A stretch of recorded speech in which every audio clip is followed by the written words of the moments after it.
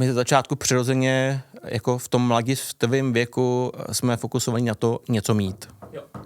A vlastně to někým být přichází až s časem, často s neúspěchy, kdy vlastně se chceš ale z toho poučit a vlastně hledáš vlastně nějaký svůj progres, nový zkušenosti i z toho neúspěchu a tím vlastně jako zjišťuješ, kým se vlastně stáváš a vlastně oceníš to, že vlastně už nejseš tím, kým jsi byl před tím neúspěchem.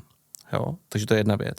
A druhá věc je, na kterou jako se tam můžu zaměřit, je, že obrovsky v tom vlastně jako hrajou roli v tom jako kdyby pokročilým období našeho života, to, že vlastně víc a víc potřebujeme funkční vztahy, případně zakládáme vlastní rodiny a tím pádem my se třeba v tom biznise za něčím ženem, co chceš mít, ale vlastně přichází strašně důležitý najednou věci typu, že pro ty děti chceš být nějakým tátou, chceš být pro ně nějakým vzorem. Najednou vlastně být pro ně tím hrdinou je vlastně něco, co tě začíná obrovsky ovlivňovat a o co v uvozovkách hraješ každý den, kdy přijdeš domů.